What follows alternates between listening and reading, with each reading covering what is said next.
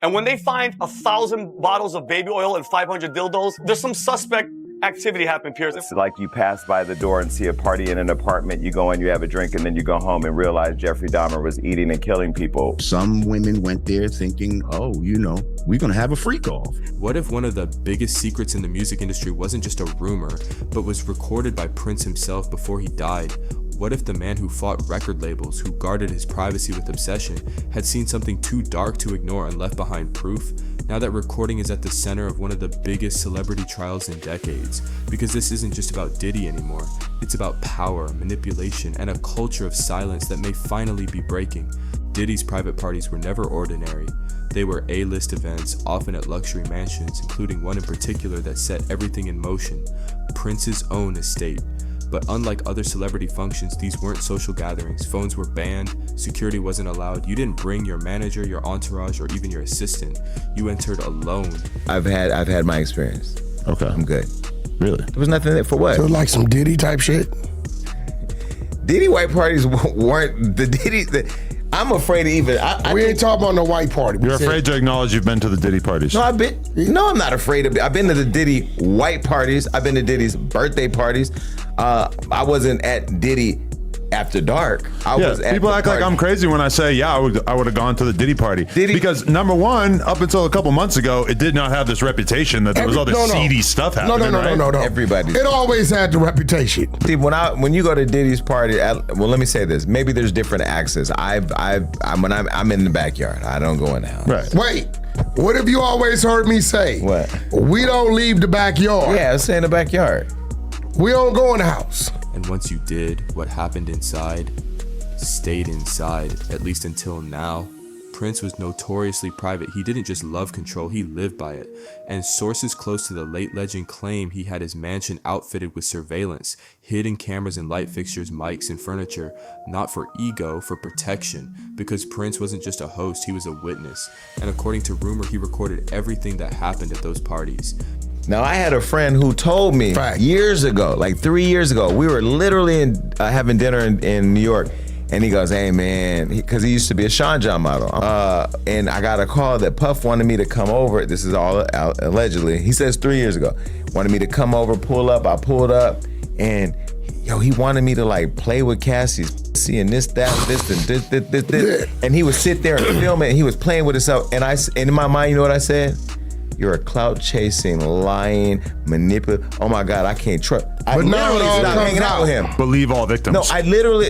No. Not all, but. But was he a victim? No, he was consenting. So that's what I'm saying to your point. Yeah, if Puff calls me, I want you to fuck this hot ass chick. But this is all allegedly. But at the time when he said it, I really thought he was just crazy being a clout chaser. That's his thing, though. And then full circle, I had to go. I had to call him. I went back to New York for something. I pulled up on him and I said, I'm sorry. Because what he said lined up. Then, just before his death, he made a private recording of his own. On the third day of Diddy's federal trial, the courtroom fell into total silence. Today I'm announcing the unsealing of a 3-count indictment, charging Sean Combs with racketeering conspiracy, sex trafficking, interstate transportation for prostitution. The indictment alleges that between at least 2008 and the present, Combs abused, threatened, and coerced victims to fulfill his sexual desires, protect his reputation, and conceal his conduct. Prosecutors introduced a recording, not from a witness, not from a journalist, but from Prince. In the tape, Prince speaks calmly, but there's a tension behind his words. He describes parties filled with drugs, underage performers in private rooms. He names names, he gives dates, he outlines floor plans, and then in one chilling line, he says, "These aren't parties, they're traps." As the courtroom listened, Diddy snapped, he shouted, he stood, he interrupted the judge. Security was called to restrain him. For the first time, the public saw what prosecutors hoped the jury would see. Not a mogul, not a businessman, but a man unraveling in real time. I think he's going to go to the prison for the rest of his natural life. The federal guidelines are going to be astronomical. There's so much that they've gotten in the search warrant from Miami and LA, and he's really looking at sex trafficking with a lot of aggravating factors. Which is the most serious for him? The abuse, the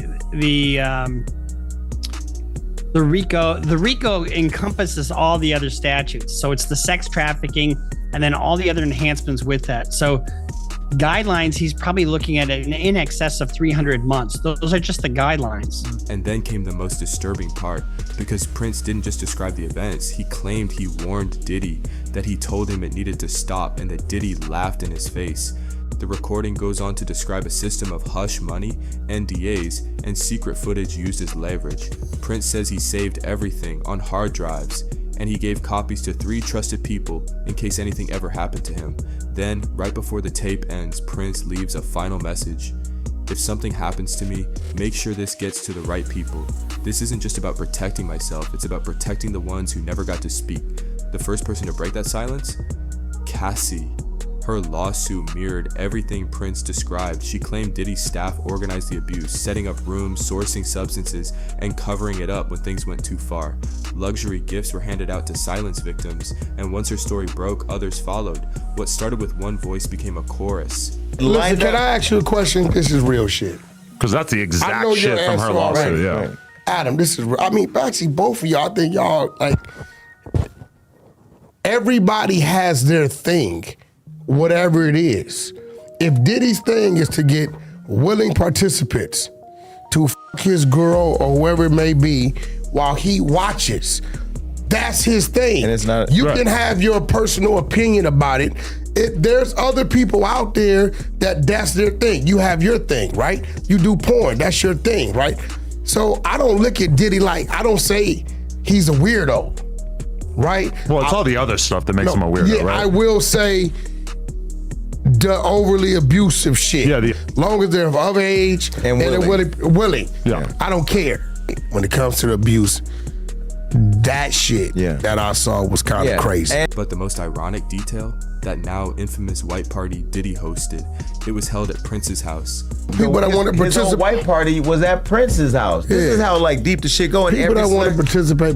If the parties were that crazy, like if there was really fucked up shit happening in front of everybody, then we all would have known about this 10 years ago. The very place rumored to hold the recordings that could end it all. In the days leading up to his death, Prince made cryptic comments.